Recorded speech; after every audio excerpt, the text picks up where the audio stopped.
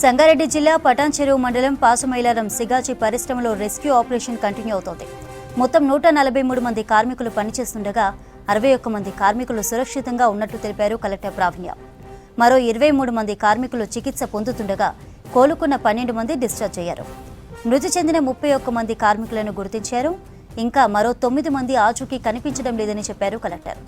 ఇంకా 7 కార్మికులను గుర్తించాల్సి ఉన్నట్లు తెలిపారు ప్రావీణ్య.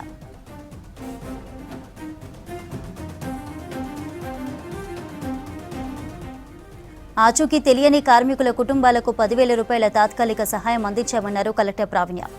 చనిపోయిన 31 మంది కార్మికుల కుటుంబాలకు 1,00,000 రూపాయల తక్షణ ఆర్థిక సాయం, 34 మంది క్షతగాత్రులకు 50,000 రూపాయలు తక్షణ సహాయం చేసినట్లు తెలిపారు. ఇప్పటి వరకు 37 మంది కార్మికులకు పోస్టుమార్టం పనులు పూర్తయినట్లు తెలిపారు కలెక్టర్.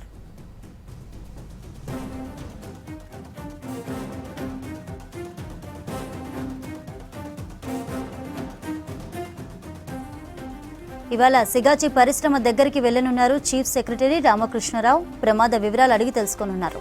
నిన్న ఫ్యాక్టరీ దగ్గర ప్రమాద కారణాలు తెలుసుకునే ప్రయత్నం చేసింది శాస్త్రవేత్తల కమిటీ.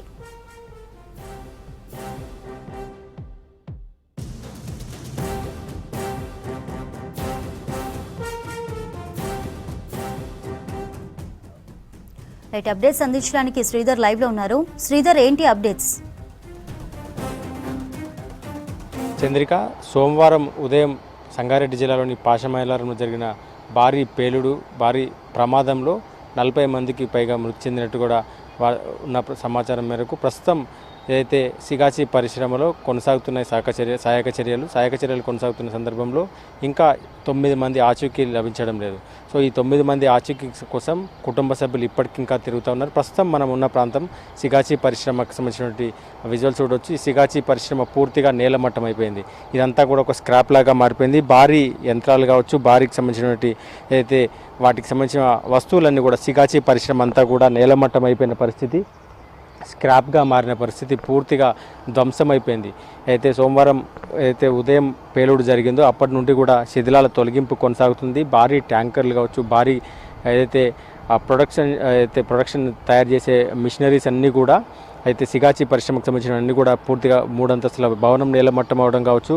దాంతోపాటు ఆ శిథిలాల కిందే దాదాపు 40 మంది అయితే చిక్కుకపోయి మృత్యువాత పడ్డట్టు కూడా అయితే అధికారులు చెప్తున్నారు. ఇప్పటికీ 40 మంది అనే కంపెనీ ప్రకటనలో తెలిపింది సిగాచి కంపెనీ. మరోవైపు ఈరోజు కలెక్టర్ ప్రకటనలో మాత్రం అయితే 38 మంది మృతి చెందారని చెప్తున్నారు. సో అందులో 31 మృతదేహాలను ఇప్పటికే గుర్తించారు.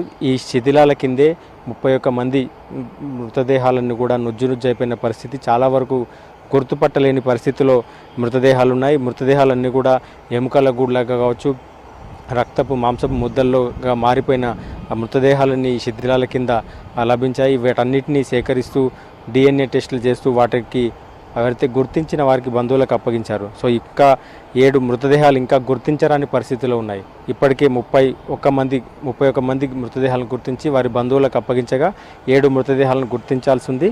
ఆసుపత్రి నుంచి గాయాల పాలైన వారు 12 మంది డిశ్చార్జ్ అవుతున్నారు. ప్రస్తుతం ఇంకా 23 మంది ఆసుపత్రిలో చికిత్స పొందుతున్నారు. వారిలో 70%, 80% కాలిన గాయాలున్న వారు ఉన్నారు. దాంతోపాటు 10% కాలిన గాయాలున్నవారు. సో వారి బంధువులు కూడా ఆందోళన వ్యక్తం చేస్తున్నారు. బయట ఆసుపత్రుల బయట పడిగాపులు కాస్తున్నారు. తమ వారు కోలుకోవాలంటూ కూడా వారు వేడుకుంటున్నారు. ఆసుపత్రుల్లో మెరుగైన చికిత్స అందించాలని కూడా కోరుతున్నారు. సో ఆసుపత్రి నుంచి 12 మంది డిశ్చార్జ్ కాగా వారి అయితే ఆసుపత్రుల్లో ప్రస్తుతం 23 మంది ఉన్నారు. ఇంకా 9 మంది శిథిలాల ఒకవైపు 3 ఫ్లోర్లకు సంబంధించిన శిథిలాల తొలగింపు అయితే కొనసాగింది. ఇంకా మొత్తం ఇప్పుడు ఏదైతే ఒక మైదానంలాగా కనిపిస్తుంది. ఒకప్పుడు మొత్తం సిగాచి పరిశ్రమకు సంబంధించిన ప్రొడక్ట్స్ మాలిక్యూల్స్ తయారు చేసే ఒక కంపెనీ విజువల్స్ ఇది. కంపెనీకి సంబంధించినటువంటి శిథిలాల విజువల్స్ ఇవి.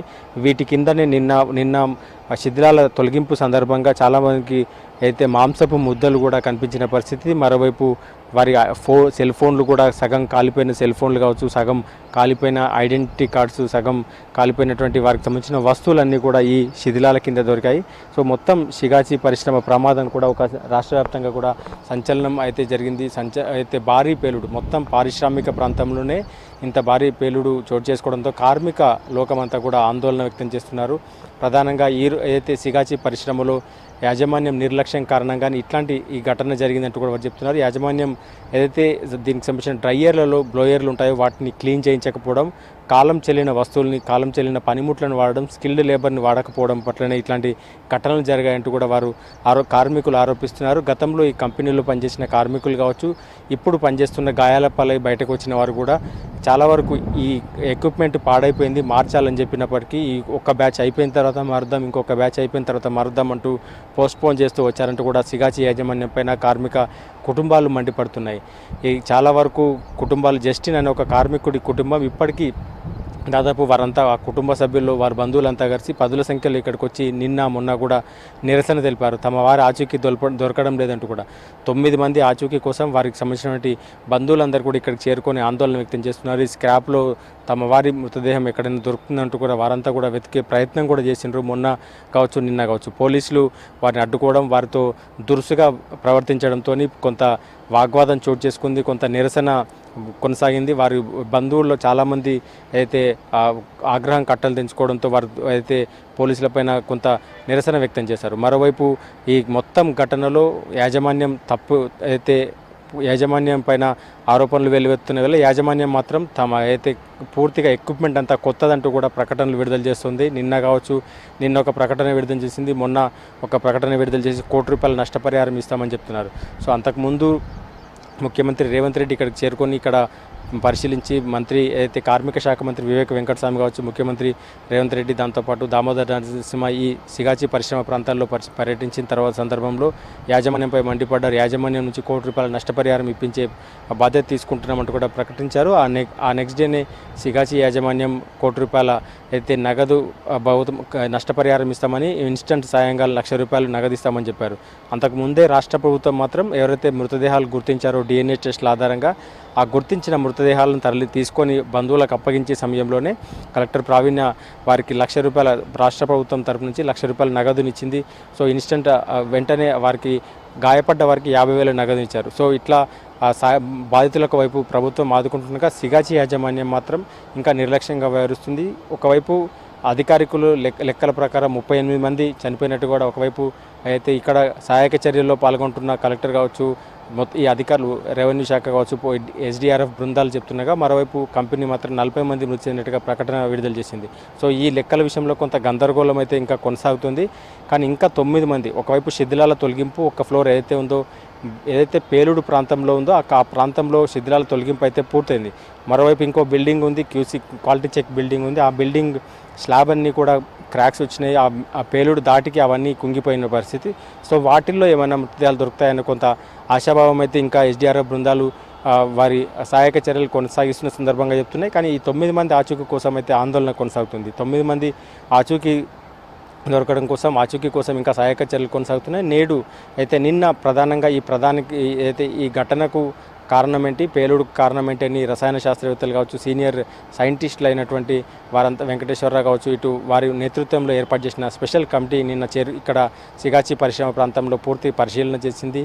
ప్రమాదానికి కారణాలు కావచ్చు, కంపెనీలో ఎట్లాంటి ప్రొడక్షన్ తయారు చేస్తాయి, దానికి పర్మిషన్ తీసుకొని ఎట్లాంటి ప్రొడక్షన్ తయారు చేస్తున్నారు, ఎట్లాంటి ఉత్పత్తులు ఇక్కడ తయారు చేస్తున్నారు దానిపైన పూర్తి సమగ్ర విచారణ చేపట్టారు.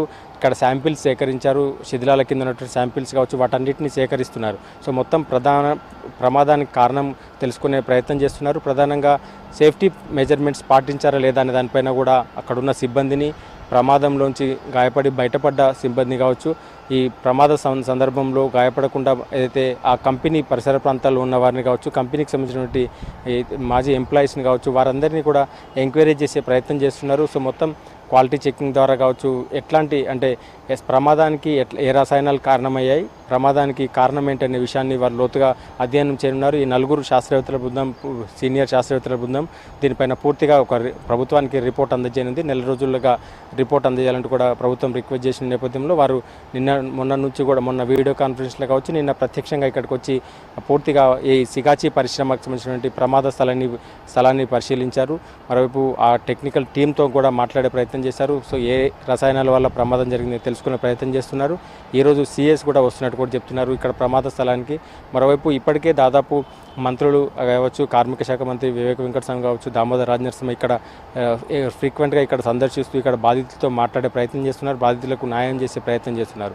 సిగాచి పరిశ్రమ మాత్రం ఇంకా కొంత నిర్లక్ష్య ధోరణితోనే వ్యవహరిస్తున్నట్టు కూడా బంధువులు ఆరోపిస్తున్నారు. ఒకవైపు ఆసుపత్రుల్లో చికిత్స పొందుతున్న వారి విషయంలో కూడా కొంత నిర్లక్ష్యం కొనసాగుతున్నట్టు కూడా వారి బంధువులు ఆరోపిస్తున్నారు. మొత్తంగా సిగాచి పరిశ్రమలో శిథిలాల తొలగింపు దాదాపు పూర్తిగా వస్తుంది. మరోవైపు ఇంకా 9 మంది ఆచూకీ లభించలేదు. మరోవైపు ఈ 9 మందితో పాటు చాలామంది అయితే రెగ్యులర్గా ఎంప్లాయీస్ కాకుండా టెంపరీ లేబర్స్, అంటే ఆ రోజు వారిని అడ్డా మీద కూలీలను తీసుకొచ్చే పనులు చేయించుకుంటారు. స్కిల్డ్ లేబర్ కాకుండా ఇన్స్టెంట్గా వారికి అయితే తక్కువ జీతాలకు పనిచేసే వారిని రోజువారీ కూలీలాగా చాలామంది తీసుకొచ్చి ఉంటారు.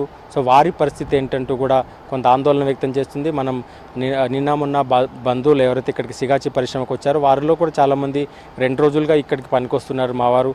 సో వారికి సంబంధించిన వివరాలు ఇంకా ఎక్కడ నోటిఫై కాలేదు, ఎక్కడ అయితే ఆసుపత్రుల్లో లేరు, ఇటు మృతదేహాల లిస్టులో లేదు, కానీ ఇటు పరిశ్రమ లిస్టులో కూడా లేరు.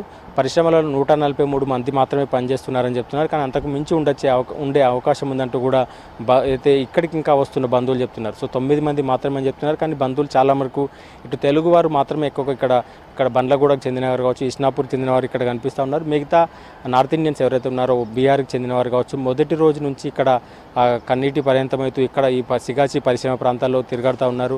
సో వారిని పోలీసులు ఇక్కడ నుంచి తరిమేయడం, మళ్ళీ వాళ్ళు ఇక్కడ ఆసుపత్రుల చుట్టూ తిరిగి మళ్ళీ సిగాచి పరిశ్రమకు వస్తుండడం, ఇట్లాంటి ఘటనలే సిగాచి పరిశ్రమ చుట్టూ తిరుగుతున్నాయి. సిగాచి పరిశ్రమ పొట్టన పెట్టుకుంది 40 మందిని కాదు, ఇంకా ఎక్కువ మంది ఉండే అవకాశం ఉందంటూ కూడా బంధువులు ఆరోపిస్తున్నారు, కార్మిక సంఘాలు ఆరోపిస్తున్నాయి.